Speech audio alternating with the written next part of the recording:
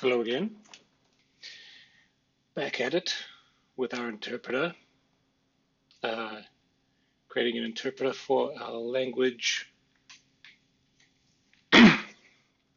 which I've called barely a lang because it is so simplistic. I can't take credit for creating the language. I have to say that let me just get rid of that window. I did steal it from this guy first I went to his video on YouTube, and then I went to the repo, so I've stolen the language.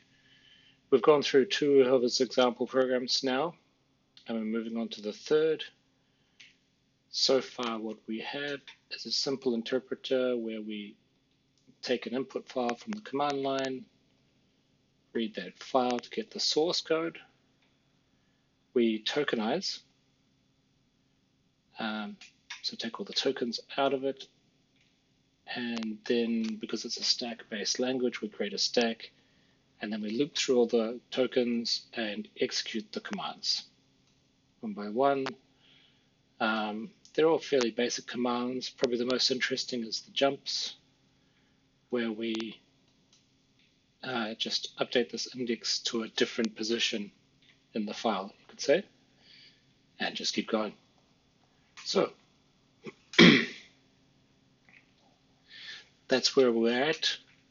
I thought today we could take a look at his last program, this one here, although I have had a bit of a look at it already, and it looks to me like it's just kind of a testo3 barely. Put it over here. Nope.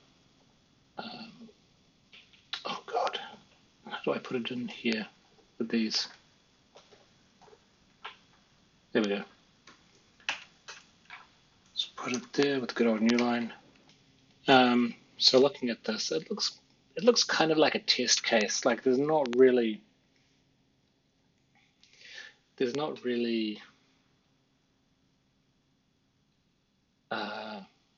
a goal here. You know, the other programs, O1 was to test if something was equal or not. O2 was to test if something was odd or even. So the first one took two inputs, tested if they were equal or not. Second one takes one input, tests whether it's odd or even, and this one just does a bunch of random jumps based on some conditions and does some little bit of math. So let's see. I'll create a build configuration to run it. Before we run it, I just want to see if we can walk through the code and figure out what we think is going to happen. So generally speaking, it looks like there's a bunch of different jumps to different labels. So depending on these conditions, we're either going to get an A, a B, a C, or a D. And they are all followed by halt. So it's just, which one are we going to get?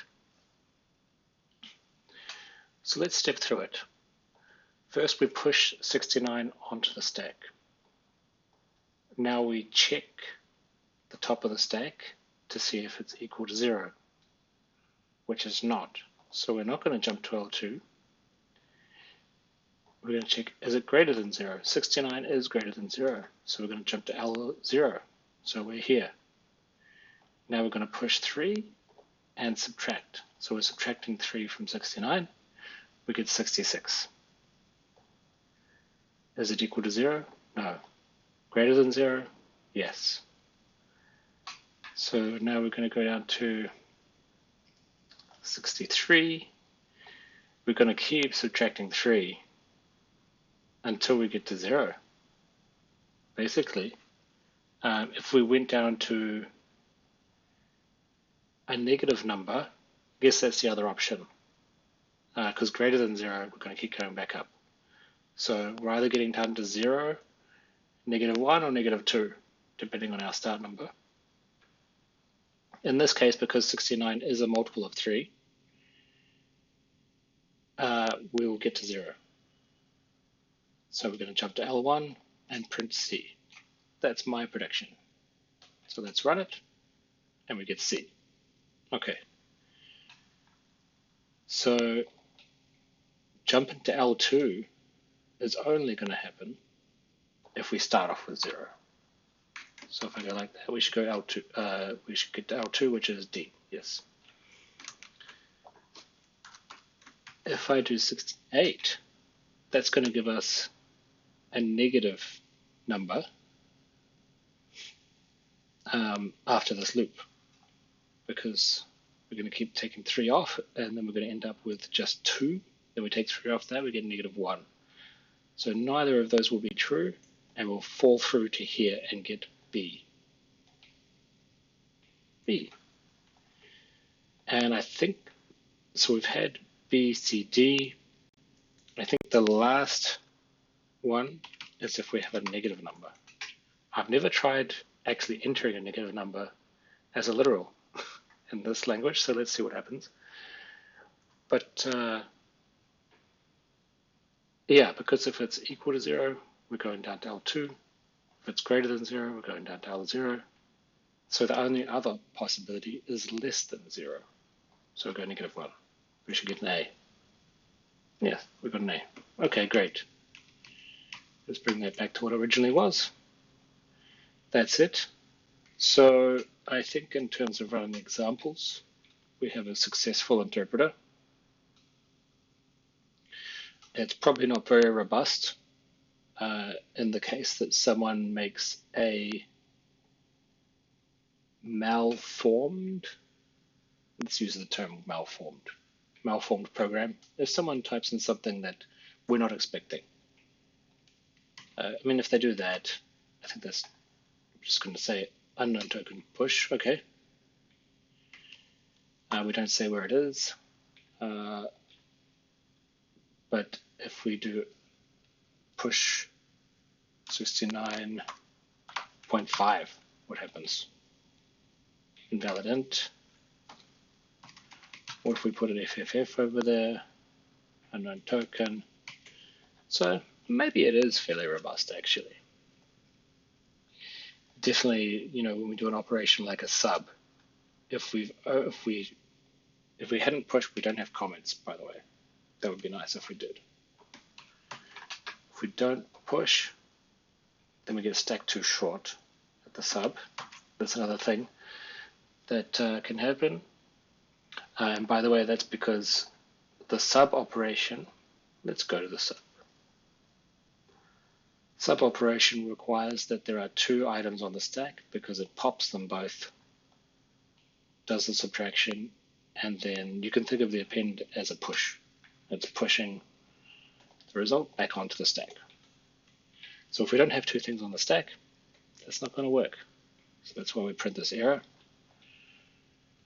It used to be, before we had that, if we go like this, it used to give us runtime assertion, which is not quite so helpful. Okay, so I'm pretty happy with that.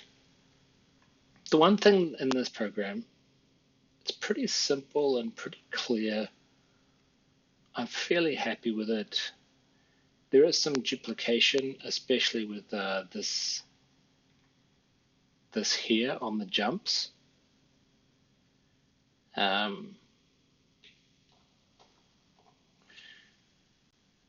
Yeah, I'm not a big fan of that. We probably could combine these cases. Might be the easiest way to remove that duplication. There is something here where we can say, we could say not as source over here. So this is kind of like our program state. You can say jump type equals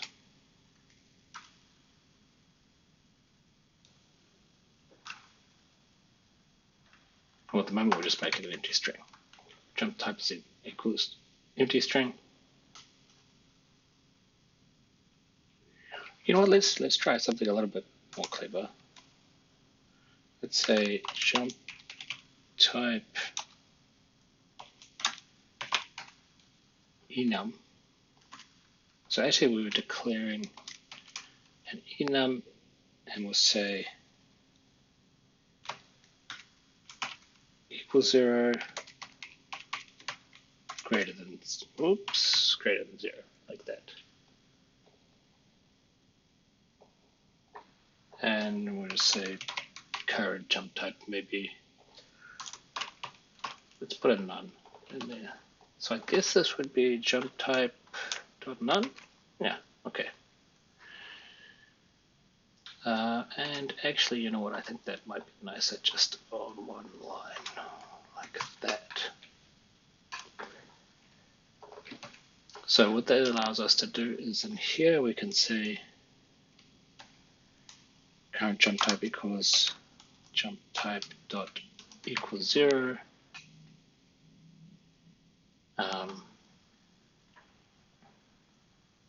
And then we can use the fall through keyword. So this is normally in a switch, this would be the default behavior, fall through, which means that it's going to just go into the next case. But I really like switches in Odin for two reasons. I explained this before, but the first reason is that you need to explicitly say you want to fall through. It's not the default. This is great. The second reason is if we had an enum for token type and we were using that, switching on a token type enum, then the compiler would complain if we didn't handle all of the token types in this case, in the switch statement, which is also great. So then when you add a new token type, the compiler will require you to handle them all.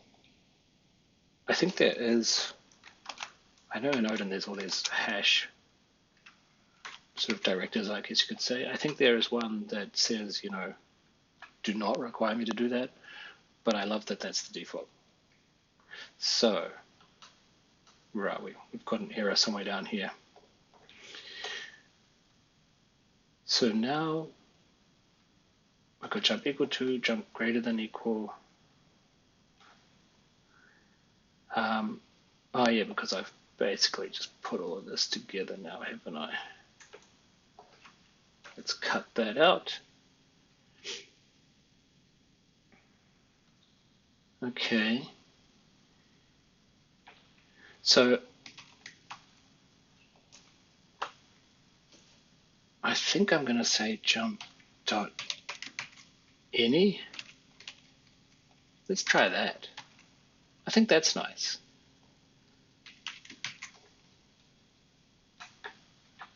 So if we get, no, that's not going to work.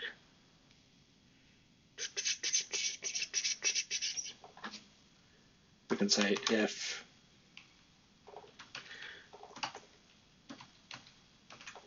current jump type equal jump type dot none. And just for consistency, I like to do it like this. So these are the cases for the particular jump type. But once we enter one of these, the first one we enter, it's going to set the jump type. So it will fall through to here. We've already set the jump type, so do nothing but fall through again. Then we get into jump any. Or if we first came into here, because it's this one, we set the jump type, and then we fall through.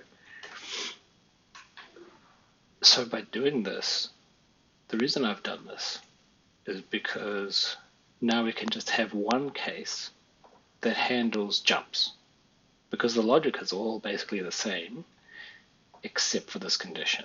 That's the only thing that changes. So we can just, like normal, verify that everything is okay, that we have everything we need to perform the jump. Now we can say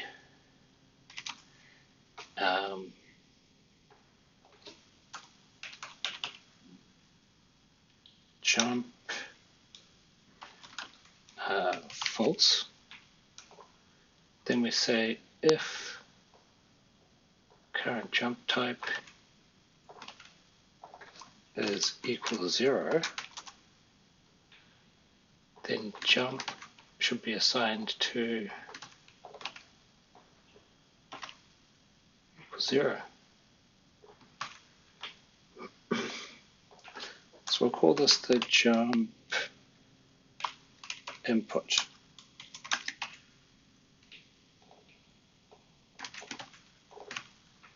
Just to make it a bit clearer. And then we can say, we could do another switch here, since we love switches so much. We'll switch on the jump type. So this will be interesting because this should complain. Unhandled switch cases. How good is that? So case jump type.none break because there's nothing to do. Case jump type.equal, we'll say that, let's get rid of this to clean it up. And if jump type is greater than equal, I want to say we'll jump if it's greater. Now what are we complaining about? Oh, partial switch. See, that's partial switch was if you don't want to handle all the cases. But I feel that we have, I think you can just do this. No? Jump type is not an expression, but oh, sorry. Current jump type. And if I take this out, unhandled case. And if I just go like that, oh, very nice. Because it knows what the type is. Doesn't need a dot though, doesn't it? Yeah. I really like that. Very nice. So now we have evaluated whether we're going to jump or not.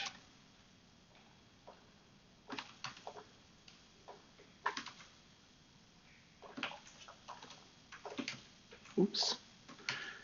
And if we are going to jump, then we do the jump logic.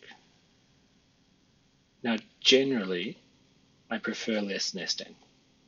So I'm actually going to take this out. I'm going to say if not jump, continue.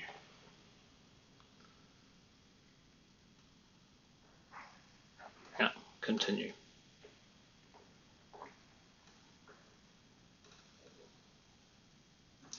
So if we test this on this, which has lots of jumps, we get A, which I believe is what we, no, for 69 we should not get A.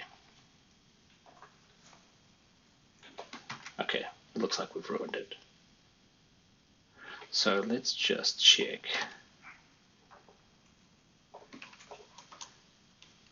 that we get here, and what does it say? I feel like it's not %B, but I don't know what to put. False, false.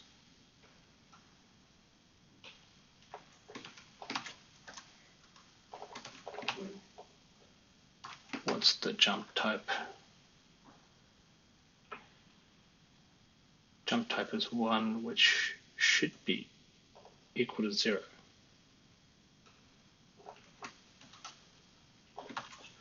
So let's say current jump type equals 0. I do need to figure out how to debug. But so I just want to check, like these different cases, are they getting called? and then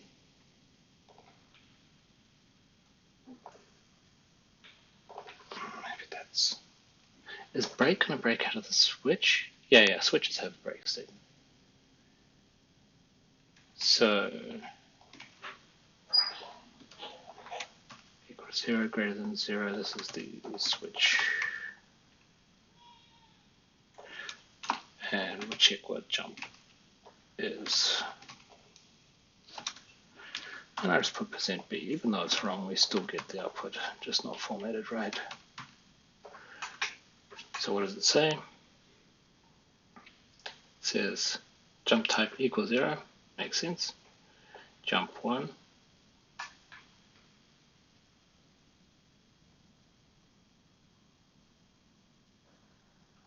I think we want to take that away, actually. It's a bit confusing. Okay, jump type equals 1. Switch equals 0. False. Yeah, that's right. But it calls that twice. Oh, because we're not resetting to 0 to none. So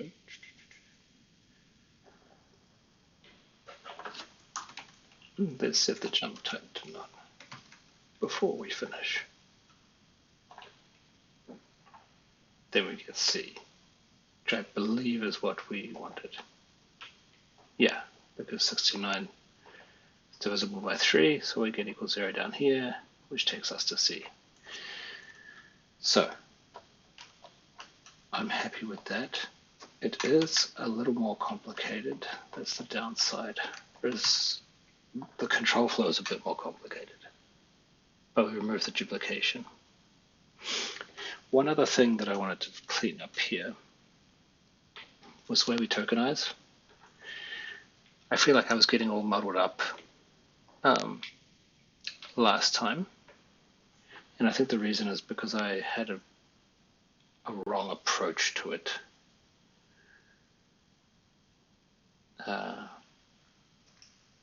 So I think what I need to do is have a regular for loop like this.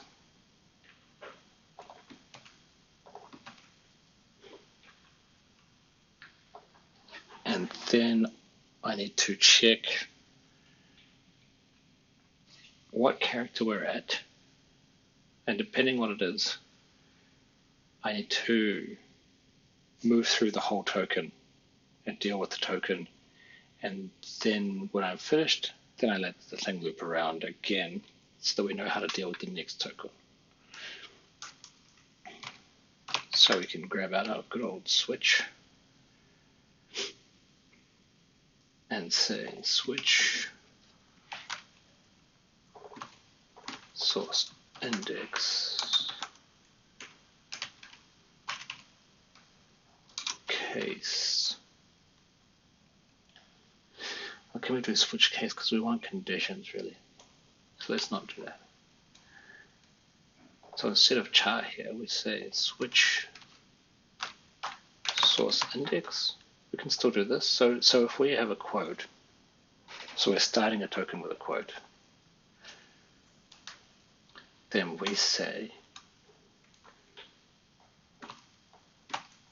token start, we don't need this, token start equals index plus 1 because we don't want to include the quote in it. And then we say for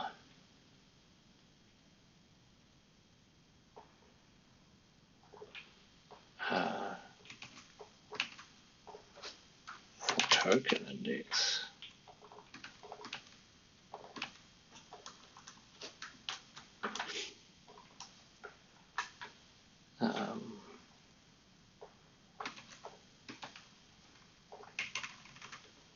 if source token index also, and we need to start at the token start.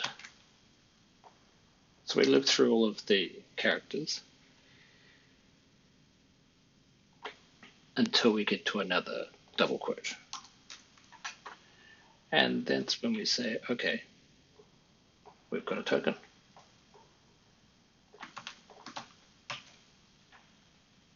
So create a token from token start to index, to token index.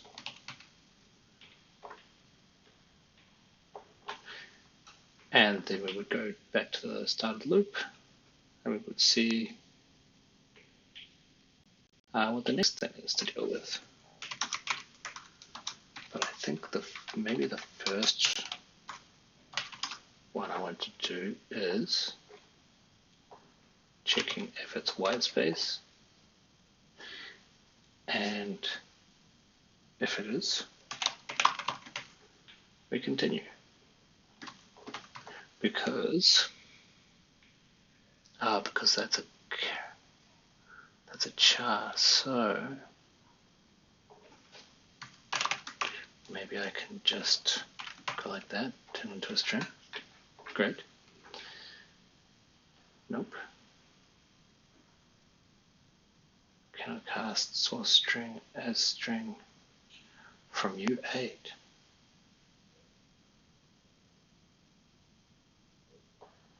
So source index is a U8.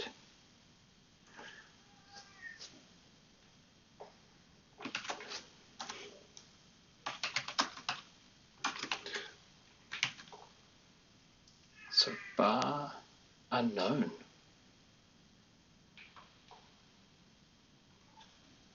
Unknown.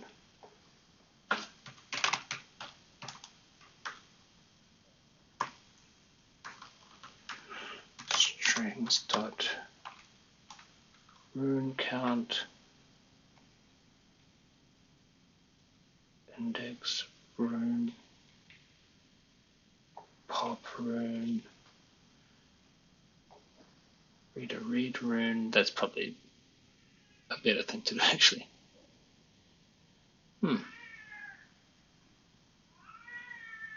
Contains rune.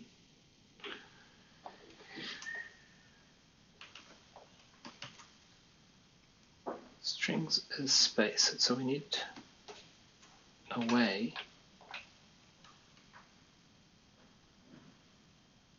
to create a string.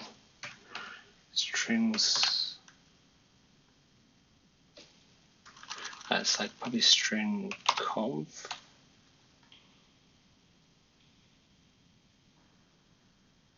Dot A to I. I think that's probably it. No, that takes the string goes on it, so it's probably I to A.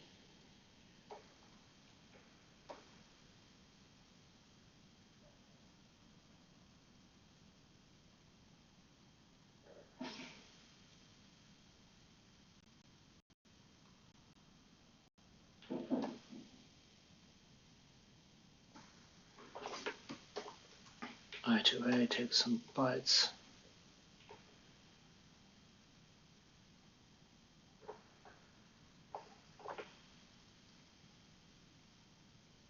The buffer to store the resulting string. The integer value to be converted.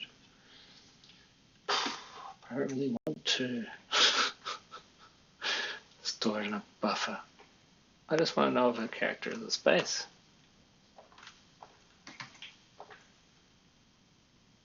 That's all I want. Let's try some Googling. Odin convert rune to string.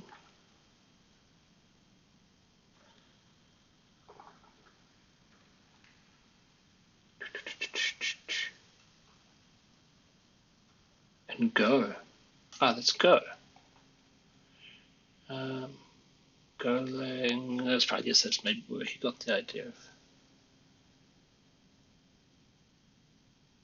When you construct a string with runes. Damn. Construct a string with runes, so maybe it's just a case of doing something like that. Yeah. So that's kind of like array. No.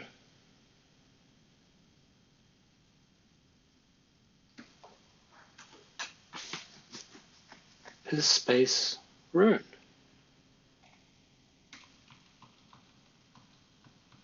So maybe what it is just rune. That seems to have gotten it.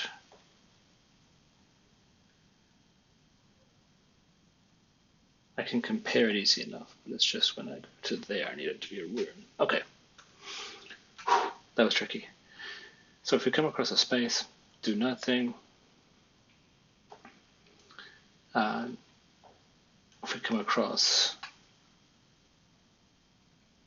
this, then until we get that, we just accept everything as part of the token.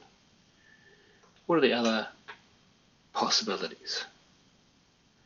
The other possibilities is that we have something starting with a character, which could be a label or a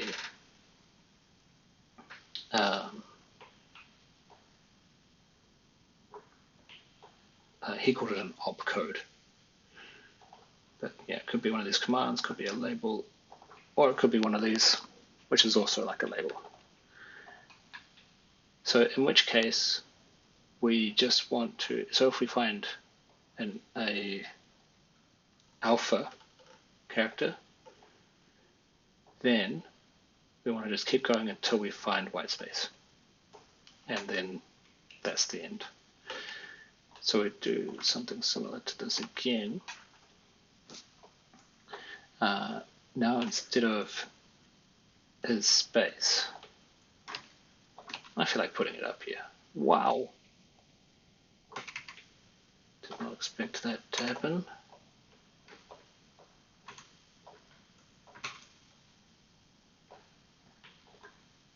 Okay.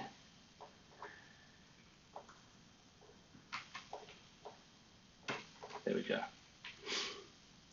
So if we find is it still all broken or something? Well, I think I have broken it. I think I'm missing some braces somewhere, or that was if. Okay. So if is ASCII space. No, is in cut set. Now a separator.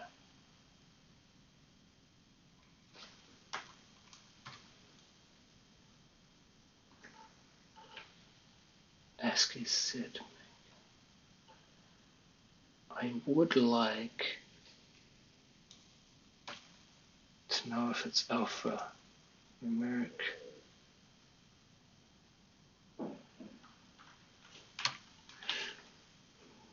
But there's no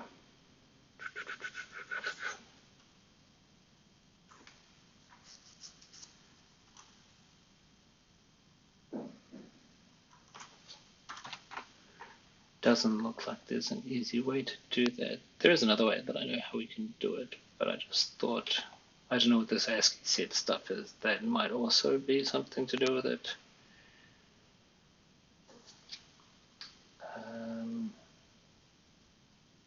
Just have a quick look through here. To trim right, no, okay. So let's just say else if chart is greater than or equal to A, and it's not char, it's this. And less than or equal to Z. I think what we're going to take advantage of here, if we look at an ASCII table,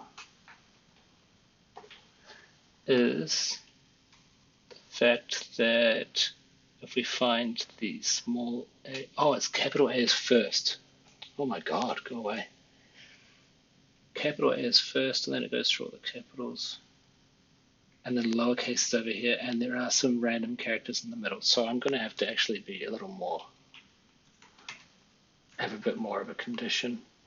So this is what I want to I try to I kind of wanted to avoid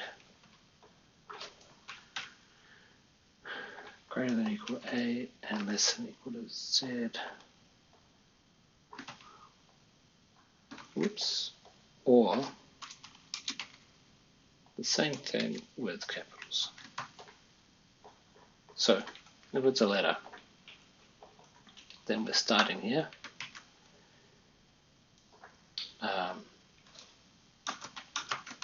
And from the next character, we will check. And when we get to a space, that's when we're done. We could also check for illegal characters, like if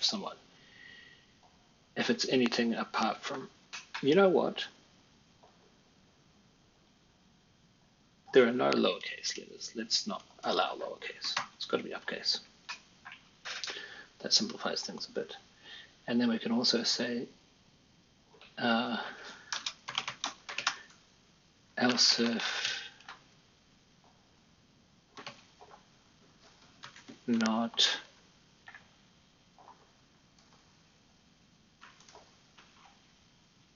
that, or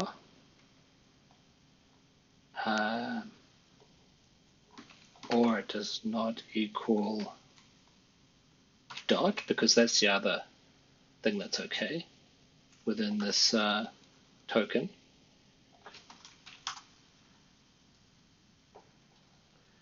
So if every character within the token must be a capital letter or a decimal point. And if it's anything else,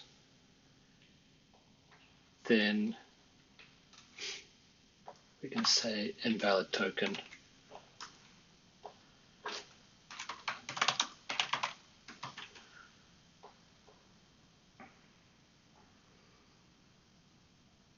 That'll do for now.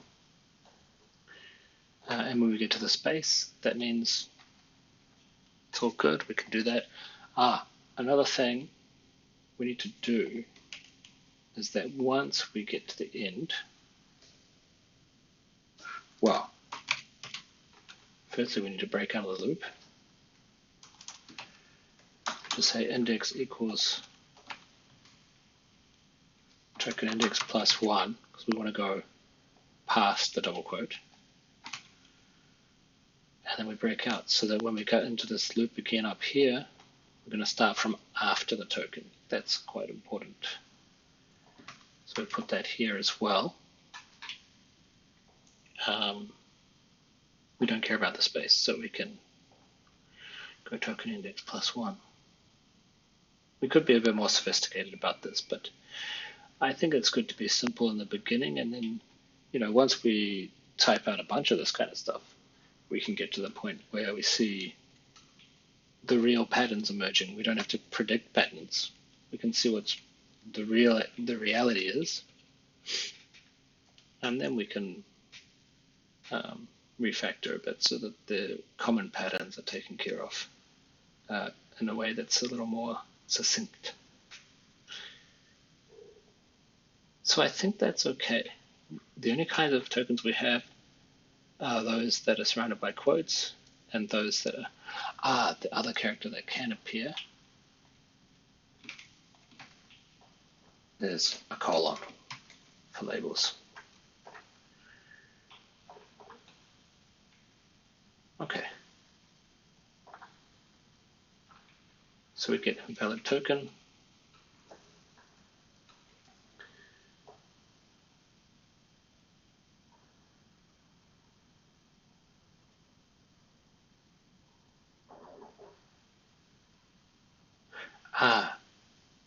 So if it's not between A and Z,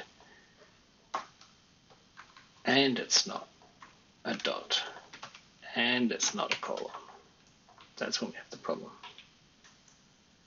So then we get to invalid int.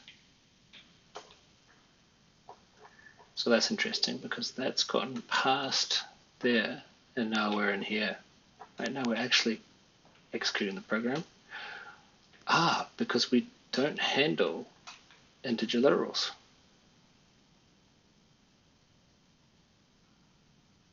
So that's the other case we can do. integer literals.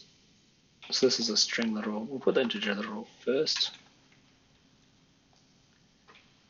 So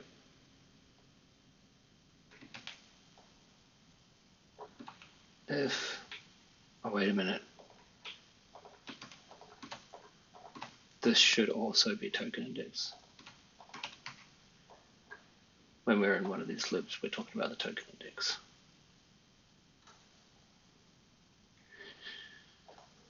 So here, if we're between 0 and 9, we've got a number. And in that case, we want to do something very similar.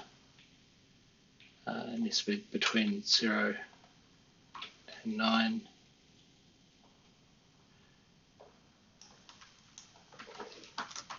So this also could start with a minus, because it could be negative. So an integer literal could be, like 3, could be 69, could be negative 69. So I can start with the minus sign, or I can start with a number, and thereafter it's only numbers.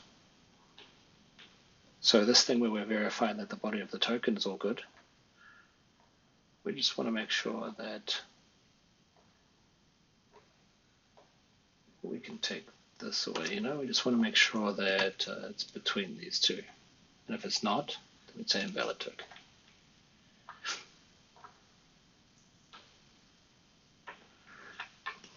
So we do get invalid token. This might be because I corrected these.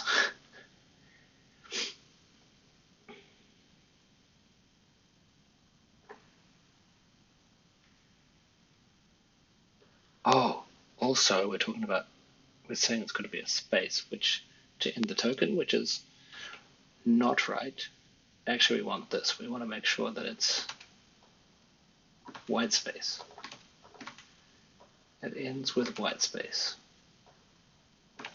Because this space is kind of a bit of a misnomer. It's actually a white space character, which includes new line, which is going to be a lot of what delimits our tokens. We still have invalid token.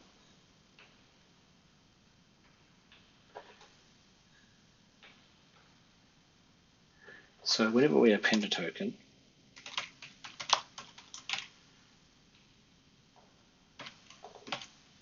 let's print it out. So we append here, we append here, we append here. Let's see how far we get. Not very far. So jump equals 0 is an invalid token, it seems to be saying.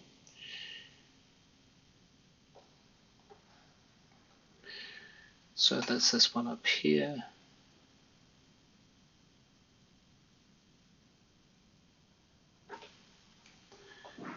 Should be here, so let's just verify it's a command token. I don't know what else to call it. It could be this also. Keyword token. Call it a keyword, whatever. Yeah, so it's going into keyword, and that's where it's saying it's invalid. Push worked fine.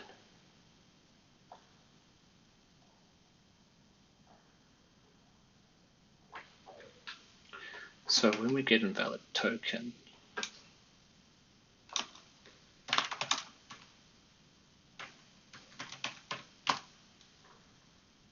found character, oh geez, what is a character? C? Probably not. Found character, %C, and keyword. So actually we can probably keyword %S.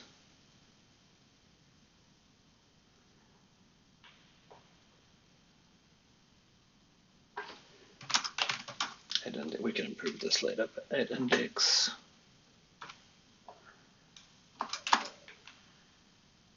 So I found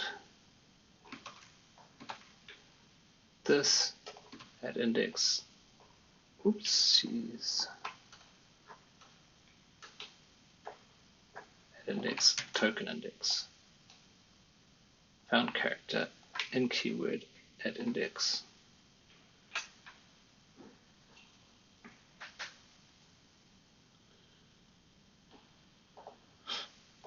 (4816).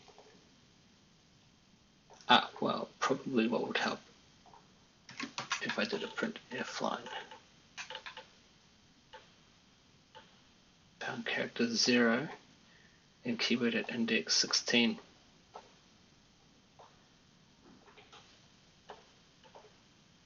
Yeah, that's right. There can be a 0 in there.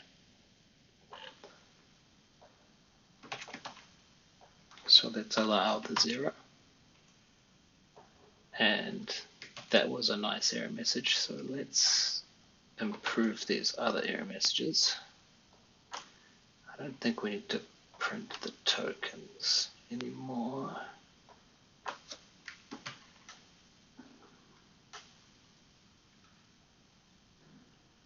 So invalid token, found character in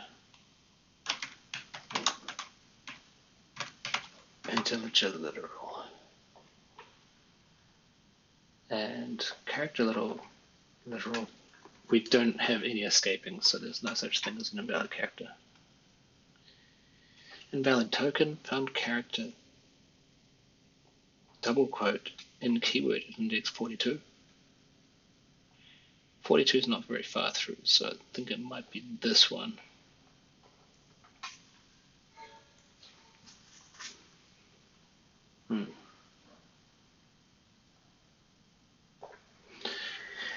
But you know what?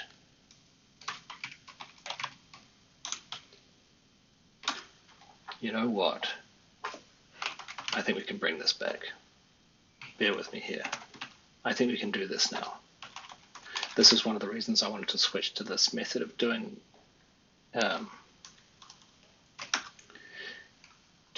the tokenizer, because I think it would be easier to do. So line number plus equals. So whenever we come across a new line, which is part of the white space, we increment the line number, and the column number goes back to 1.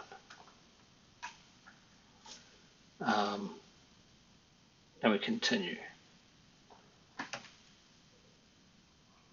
Anything else we encounter,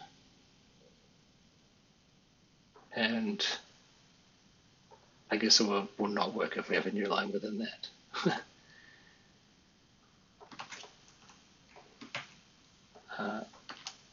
Otherwise, so let's actually introduce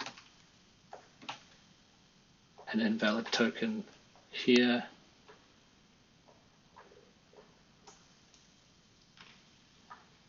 So if there's a new line within the double quotes, sorry, I'm jumping around a bit here, but say invalid token in string literal. We don't want that because that would mess with our line numbering. And now that we have that, we should be able to say at line number, no, just say at line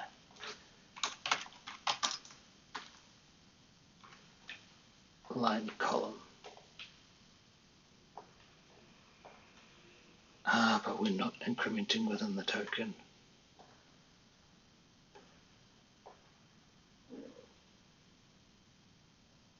But the keyword is at that position.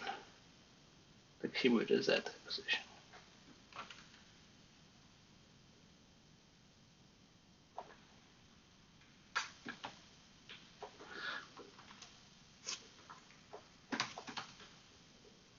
So I think what we want to do is we want to say that the column number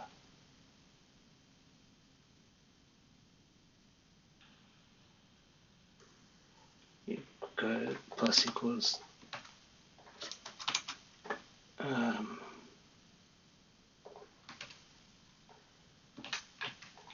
token index minus token start.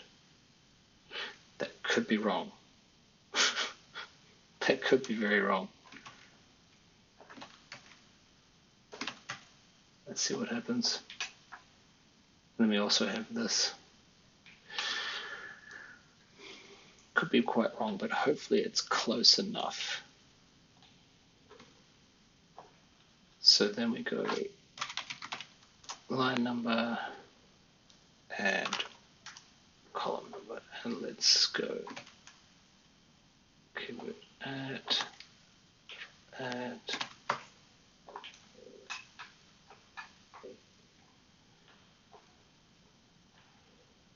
Oh, whoops, I took out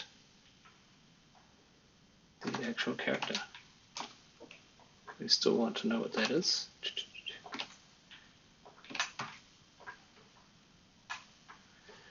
Found character and keyword at line 1, column 35. See, that's not right. That's not right.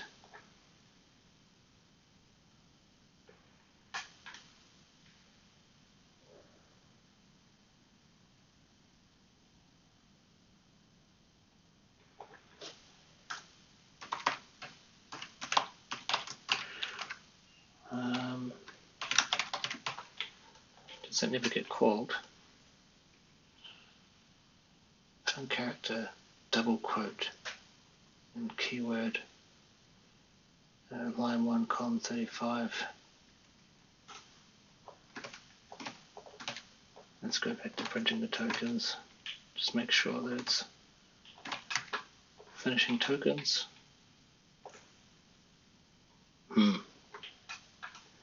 Okay. So our string literal, no, not our string literal, our keyword token start is index.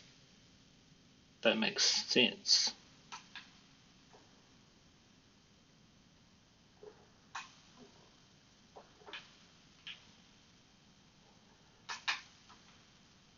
For our integer literal, you know, it's like skipping.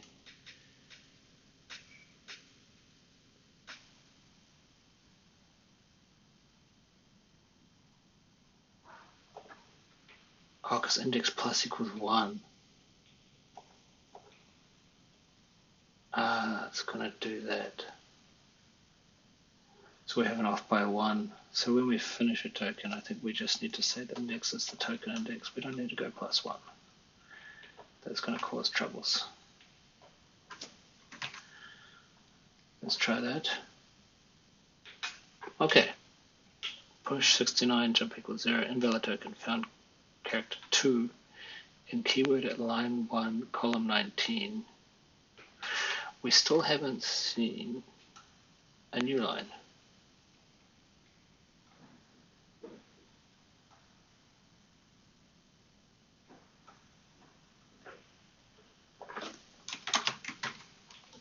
So I think actually, because this is the first character that's not part of it, and we don't want to exclude that because it could be interesting still.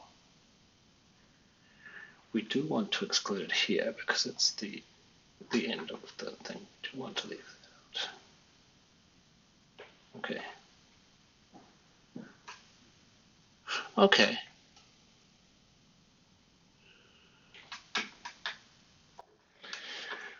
Whew. Okay, sorry, I feel like we're going on a bit of a tangent here, but I do feel, okay, let me step back and actually say something for a minute. I do feel like this is much nicer though, right?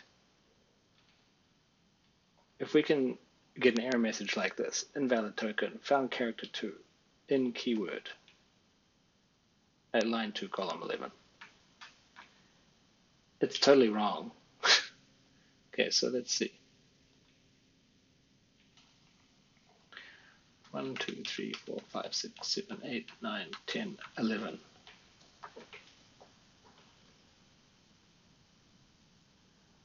Okay. So that is actually line 2, column 11. It's a keyword because it starts with L. I think that's legit. I think that's legit. I was thinking that it was wrong, but that's actually a perfect error. It's exactly right. It's exactly right. So we didn't account for the 2. We're saying it can have a 0 only. So let's not be quite so strict. We can have something like this. So it can be a letter. If it's not a letter and it's not a number, so we can get rid of that one. And it's not a dot and it's not a colon. And then we have an invalid token. Boom. All right. So we have an error, but let's not worry about that yet. Push 69, new line, jump equals 0, L2, 0, print A. So we've taken away the double quotes now. It would be nice if our token had some more metadata about it. Maybe we do that next time. Or maybe we just get started on the compiler next time. And as part of the compiler, we'll get that done. I'd like to move on to the compiler. I feel like the interpreter's pretty good. You know, this was just kind of, it was working. I just wanted to make it a bit nicer.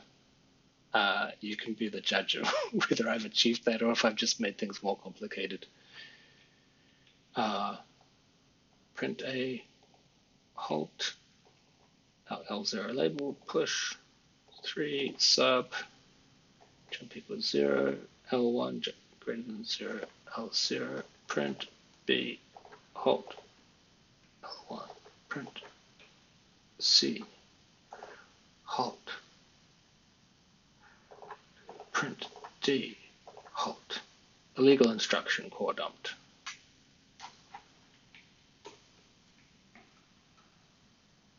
We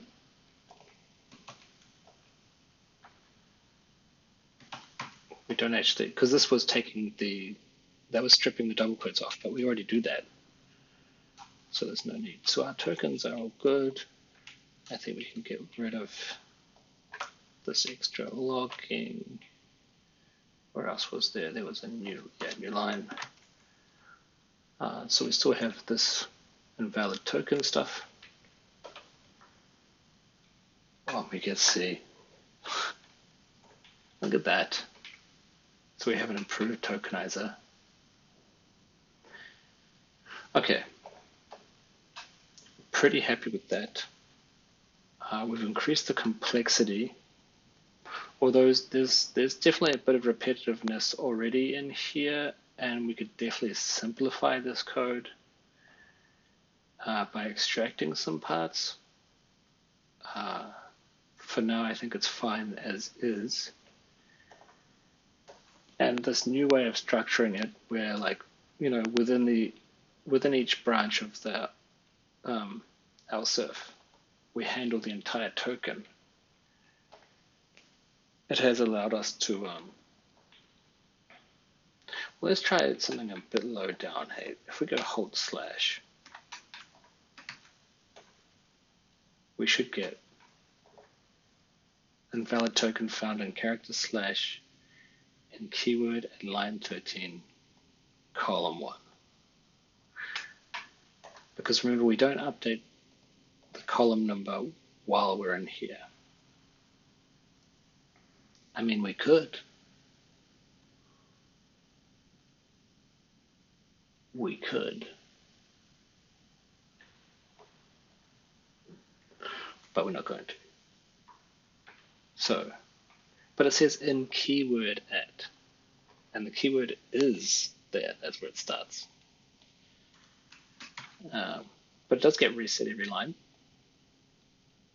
So because the column number, I'm a bit worried that this is not accurate. That's what I'm getting at. So like if I were to do this, it says line 11, column 11. So I don't know if the columns start from 0. Since the lines start from 1, I'm going to say they don't. So that's 1, 2, 3, 4, 5, 6, 7, 8, 9, 10, 11. Keyword at column 11. Yeah, this one's column 1, right? I think it was column 1. Yeah. Oh yeah, I started the columns from 1. That was my decision. Not theirs. Okay. So that's perfect. And then we fix the program. So the advantage, instead of just having a string as a token, we could have a struct that has, which contains the string, maybe also contains a type. So in this case, the types could be integer literal, string literal. This one would be like, I guess this is like an operand. Yeah, I said opcode. Yeah, it's kind of like an operand because it's kind of like a prefix notation, you know, where you have the operand first and then any arguments afterwards. In this case, there's only ever one argument at most. But yeah, it's kind of like an operand.